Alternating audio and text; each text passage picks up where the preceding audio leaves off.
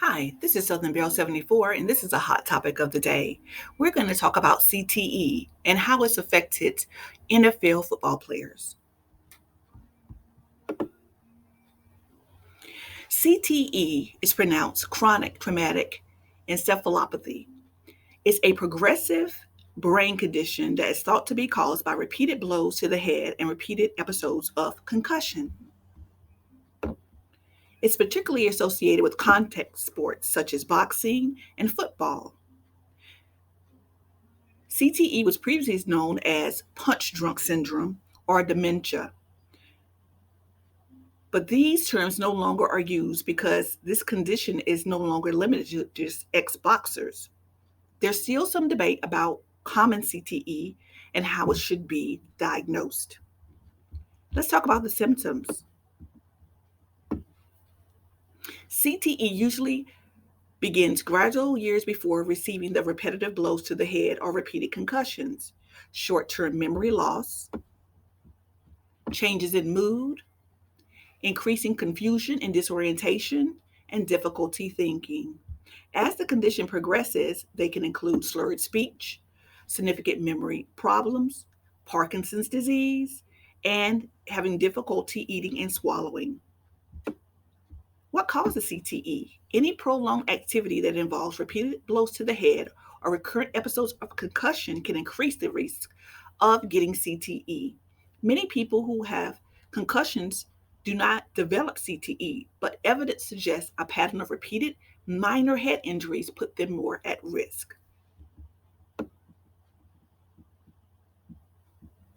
When to get medical advice? It's a good idea to see your doctor if you're having memory issues. If you're worried about someone, you should encourage them to make an appointment to their primary care physician. Diagnosing CTE. There's currently no test. A diagnosis is primarily done after the person has passed away. There can be brain scans done. The changes to the brain don't always show up on these scans, but it can show similar conditions. This means the only way to confirm it is post mortem. That means after death. Research has found that changes in the brain associated with CTE is different from those in Alzheimer's disease. Both conditions are associated with shrinkage of the brain, which is called atrophy. Treating CTE. If you've been diagnosed with this condition, healthcare professionals and specialists can, can help carrying out a long-term care plan.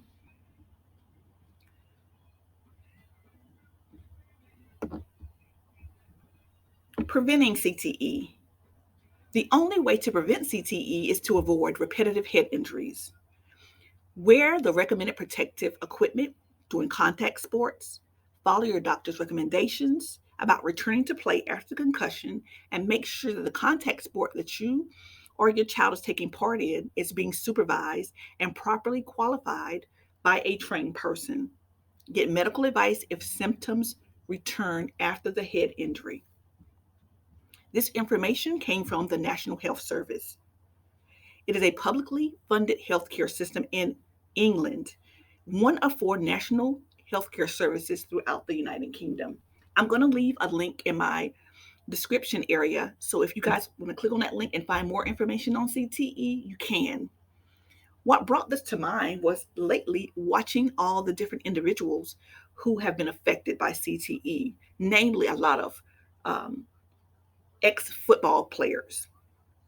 The next news clips are going to show you situations where we talk to loved ones and how the passing of their loved ones through CTE and how it's affected their lives. Please leave your comments down in the comment section and let me know what you think about this topic. You guys have a wonderful weekend and take care. This is Southern Belle giving you news that you can use. We're going to turn now to the alarming discovery providing some answers to the questions surrounding the suicide of NFL great and father of four. Junior Seau. Today, a team of doctors confirmed that he suffered from degenerative brain disease, which could be linked to the years he spent taking blows and giving them on the football field. Tonight, Seau's family is speaking out for the first time about this discovery in an ABC News and ESPN exclusive. Here's ABC's Jim Avila. For 20 years, he was a warrior on the field. Junior Seau, the monster in the middle, a defensive icon whose devastating hits, more than 1,850 tackles in his career, knocked out opponents.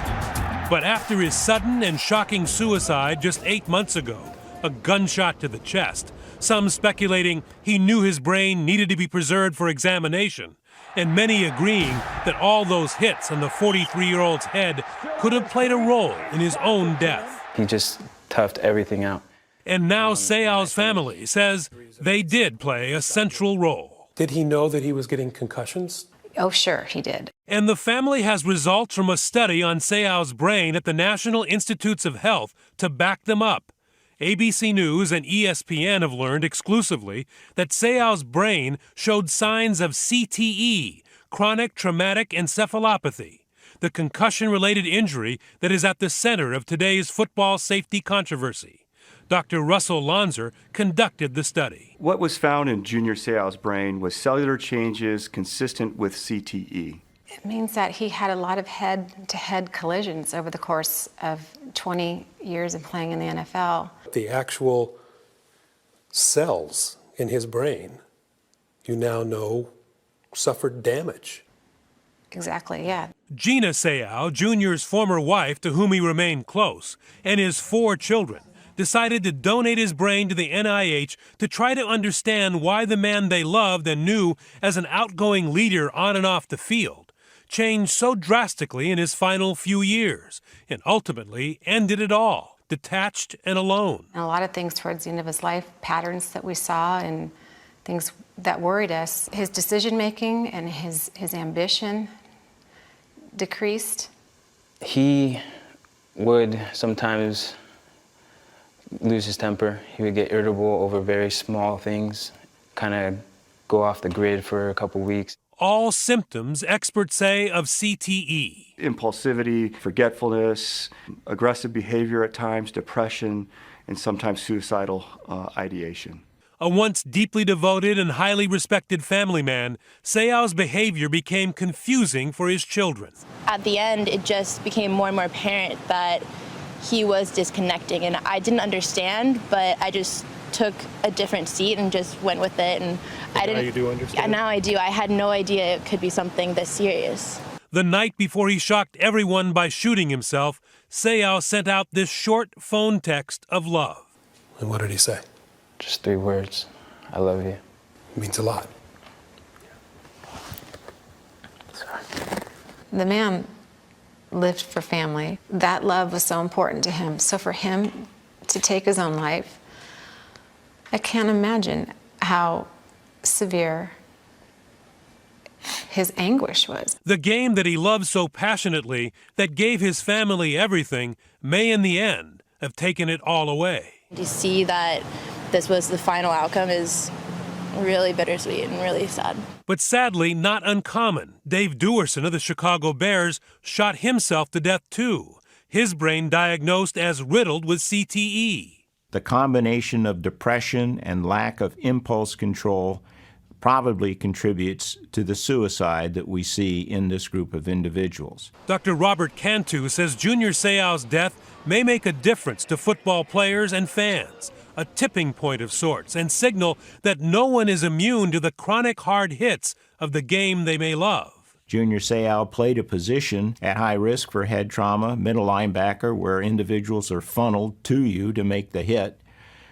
So it's really no surprise to me that Junior Seau had chronic traumatic encephalopathy. That he died so violently and so young, that certainly perhaps is a bit of a shock. Seau is the highest profile player to be connected to CTE, and shivers went through the league today. Marcellus Wiley was an NFL teammate. To know that that was his fate, it makes you question your mortality. The times I do forget things, the sleepless nights you may have, you start to wonder, are you down that path towards CTE? The NFL is facing a lawsuit brought by 4,000 former players contending that the league did not do enough to protect them and hid long-term effects from its players. The NFL denies that it intentionally hid any risk from players and today had this statement in response to Seau's diagnosis. The finding underscores the recognized need for additional research to accelerate a fuller understanding of CTE. The NFL is committed to supporting a wide range of independent medical and scientific research that will both address CTE and promote the long-term health and safety of athletes at all levels. We have work to do, and we're doing it. CTE can only be detected after death by examining the brain under a microscope. So far, 50 brains from football players have been diagnosed with CTE, 35 of them NFL players, and 6 of them high school athletes. The Seaus say they just want today's players to make an informed decision, to know the risk for even the toughest in the league. What should the NFL be doing? I think the NFL has to take a bigger role in making sure that people are aware of what the side effects could be. If you're going to play the sport and you love the game, be aware and be careful and know the signs and symptoms. Be extremely aware of what could potentially happen to your life. So there's a big risk. There's a huge risk. The man of 1,000 hits may now change the game he loved in ways he never dreamed of. For Nightline, I'm Jim Avila in San Diego. Just was a big goofball, so humble and obviously easy on the eyes. When Lindsey Jackson talks about her husband, Vincent, her eyes light up. He just was a magnet to be around, and he was a gentle giant. A straight-A student, a phenomenal athlete, Vincent Jackson was an All-American college football player, drafted into the NFL, spending 12 years as a wide receiver. Freeman fires, it is caught, touchdown, Jackson! Vincent was an amazing dad. He loves his kids so much. 14 years together and 4 children. From the outside, the Jacksons had it all. He had the perfect life. He did. But within a few short years, Vincent went from having it all to rock bottom. The former Pro Bowler discovered dead this past February at the age of 38. I think I've blacked everything out. 9 months later, in her first and only TV interview since his death, Lindsey Jackson says it's time to talk about the shock she received when she found out what may have killed him. The most feared letters in football, CTE. I felt really bad for him. He didn't know he had it, and I think had he known, he wouldn't have felt so ashamed or alone. No one should have to die in a room by himself.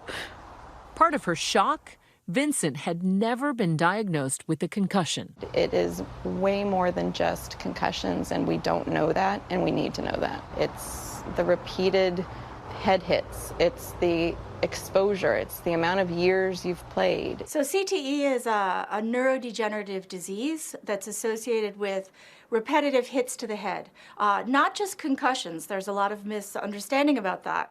Dr. Ann McKee is one of the leading experts on chronic traumatic encephalopathy. She is also the neurologist who diagnosed Vincent. The weight is too small for a 38-year-old man. There's shrinkage here in the frontal lobes. One of the hardest aspects of CTE is that symptoms can take years to show up, and they can often be dismissed or mistaken for something else. They may be agitated, impulsive. They may have a short fuse. They may have violent behaviors, either physically or verbally. They're often depressed and moody. The disease can only be officially confirmed after death. It's ranked in stages, from stage 1, with headaches and short-term memory problems, to stage 4, which includes symptoms of dementia, even Parkinson's disease. Vincent had stage 2. Initially, Vincent had taken advantage of his retirement, finishing a degree in business management, opening a restaurant. For your first day of school, Danny's mom asked. He also was co-writing children's books with Lindsey, seen here reading to their own kids. But behind closed doors, he was struggling. His light kind of began to dim. He was withdrawing socially. The normal stresses of life became really hard for him to handle. Lindsey says he turned to alcohol. He shared with me once that alcohol made him feel calm and made him feel like himself, and that his brain was really fuzzy and that this made it not fuzzy. They drink to make themselves feel better, and then they can't stop drinking. The areas of the brain injury make it very difficult for them to go sober. I've given a lot of it to his friends. For years, Lindsay thought Vincent's struggles stemmed from their busy life, young kids, multiple businesses. But at one point, she did wonder, after seeing him forget simple things. I mentioned, do you think we should go look at your brain? He was adamant. There was no way that he could be a candidate for CTE. He had no idea. Lindsay says it's not that they didn't know CTE existed. She feels they were just underinformed about how it happens. When your husband was alive, there were a number of high-profile players who were diagnosed with CTE, including Junior Seau and others. He was friends with Junior and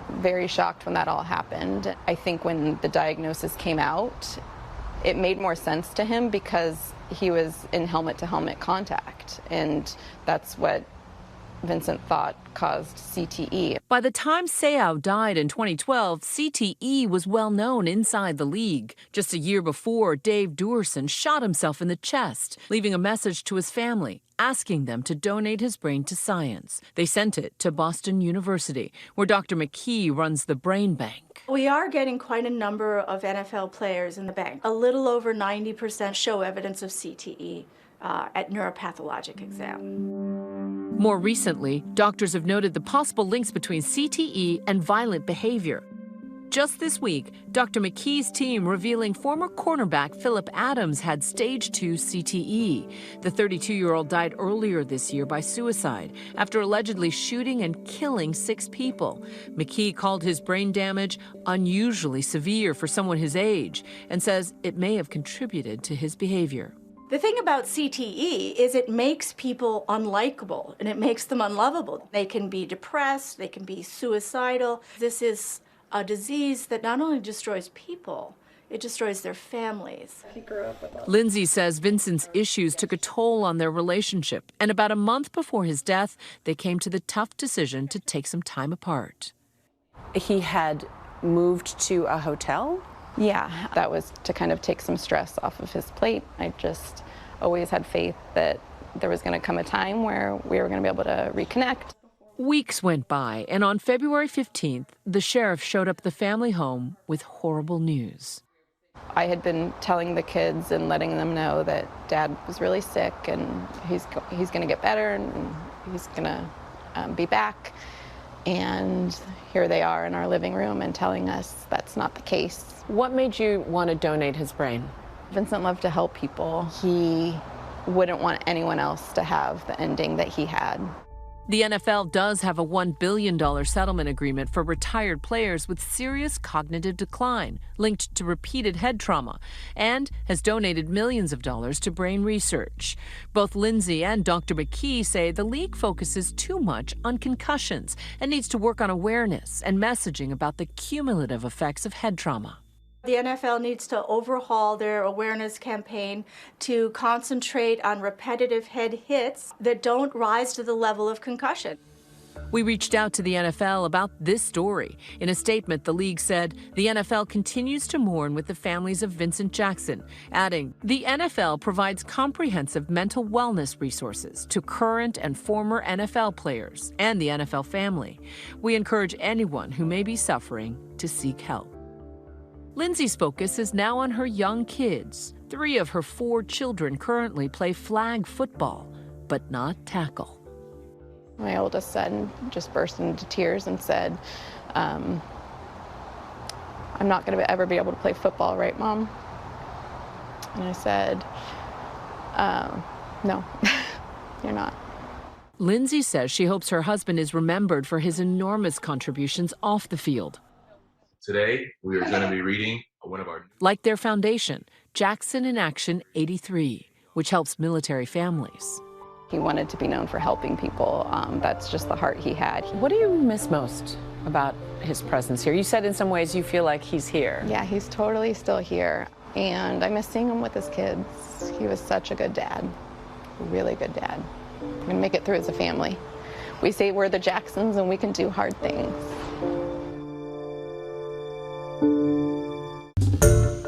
Hi, everyone. George Stephanopoulos here. Thanks for checking out the ABC News YouTube channel. If you'd like to get more videos, show highlights, and watch live event coverage, click on the right over here to subscribe to our channel. And don't forget to download the ABC News app for breaking news alerts. Thanks for watching.